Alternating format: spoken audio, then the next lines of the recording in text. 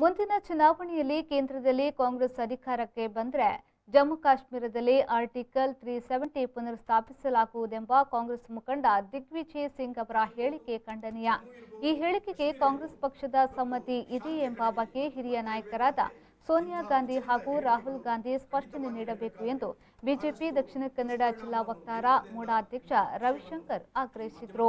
ಅವರು ಮಂಗಳೂರಿನಲ್ಲಿ ಸುದ್ದಿಗೋಷ್ಠಿ ನಡೆಸಿ ಮಾತನಾಡಿ, ಸಂವಿಧಾನದ ಆರ್ಟಿಕಲ್ 370 ರದ್ದುಗೊಳಿಸಿದ ಬಳಿಕ ಜಮ್ಮು ಮತ್ತು ಕಾಶ್ಮೀರದಲ್ಲಿ ಶಾಂತಿ ಮರುಸ್ಥಾಪನೆಯಾಗುತ್ತಿದೆ. ಲಡಾಖ್, ಜಮ್ಮು ಮತ್ತು ಕಾಶ್ಮೀರದ ಪ್ರದೇಶಗಳು ಶಾಂತಿ ಕಡೆಗೆ ಬರುತ್ತಿರುವಾಗ ಇಂತಹ ಹೇಳಿಕೆಗಳು ದುಷ್ಪರಿಣಾಮ ಬೀರುತ್ತಿದೆ.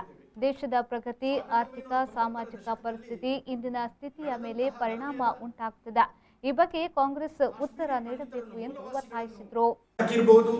ಜಮ್ಮು ಇರಬಹುದು, ಕಾಶ್ಮೀರ ಇರಬಹುದು, ಇವತ್ತು ಶಾಂತಿಯ ಕಡೆಗೆ ಇವತ್ತು ಬರ್ತಾ ಇರಬೇಕಾದ್ರೆ ಇಂತಹ ವಿಚಲಿತ ಹೇಳಿಕೆಗಳು ಖಂಡಿತವಾಗಿ ಹೇಳಬೇಕಾದ್ರೆ ಬಹಳಷ್ಟು ದುಷ್ಪರಿಣಾಮವನ್ನು ಬೀರುತ್ತದೆ ಎಂಬ ವಿಷಯವನ್ನು ಈ ಮಾಧ್ಯಮದ ಮುಖಾಂತರ ನಾನು ಹೇಳಲಿಕ್ಕೆ ಇಷ್ಟಪಡ್ತೇನೆ. ಅಂತ ಹೇಳಿದರೆ ಇವತ್ತು ಈ ದೇಶದ ಮುಕುಟವಾಗಿರುವಂತಹ ಕಾಶ್ಮೀರದಲ್ಲಿ ಇವತ್ತು ಶಾಂತಿ ಸುವ್ಯವಸ್ಥೆಯನ್ನು ಇವತ್ತು ಕಾಪಾಡುವಲ್ಲಿ ಆರ್ಟಿಕಲ್ 370 ನಾವು ಕಳಚುವ ಮುಖಾಂತರ ಇವತ್ತು ಭಾರತದ ಪ್ರಜೆಗಳೆಲ್ಲ ನಾವು ಕಂಡಿರುತ್ತೇವೆ. 1990ರ ದಶಕದಲ್ಲಿ ನಡೆದಂತಹ ನರಮೇಧ,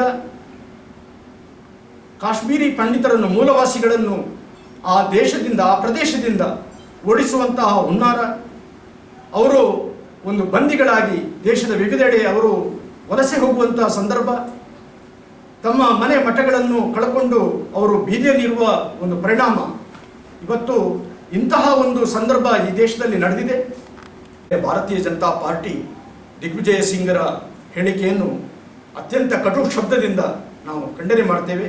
ಅದೇ ರೀತಿ ಇದಕ್ಕೆ ಕಾಂಗ್ರೆಸ್ ಸ್ಪಷ್ಟವಾದ ಉತ್ತರವನ್ನು ಕೊಡಬೇಕು ಅಂತ ನಾನು ಈ ಮೂಲಕ ಕೇಳಿಕೊಳ್ತಾ ಇದ್ದೇನೆ. ಈ ಸಂದರ್ಭ ಸುದ್ದಿಗೋಷ್ಠಿಯಲ್ಲಿ ಬಿಜೆಪಿ ಜಿಲ್ಲಾ ಮಾಧ್ಯಮ ಪ್ರಮುಖ ಸಂದೇಶ್ ಶೆಟ್ಟಿ, ಜಿಲ್ಲಾ ವಕ್ತಾರರಾದ ಜಗದೀಶ್ ಶೆಣವ, ರಾಧಾಕೃಷ್ಣ, ಮುಖಂಡರಾದ ರಂದೀಪ್ ಕಾಂಚನ್ ಮತ್ತಿತರರು ಸುದ್ದಿಗೋಷ್ಠಿಯಲ್ಲಿ ಉಪಸ್ಥಿತರಿದ್ದರು.